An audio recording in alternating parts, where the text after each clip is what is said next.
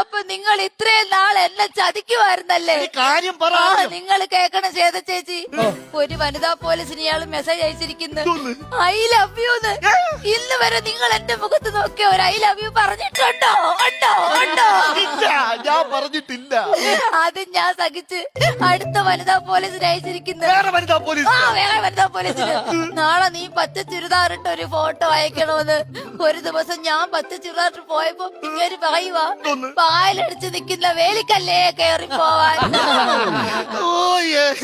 ഇനി ഞാൻ ഒരു കാര്യം പറയാം, സത്യമായിട്ടും ഈ ഇരുമ്പൻ ചോണി അങ്ങനെ ചെയ്യൂല. നിങ്ങൾ ഇരുമ്പൻ ചോണിയല്ല, ഞരമ്പൻ ചോണിയാ.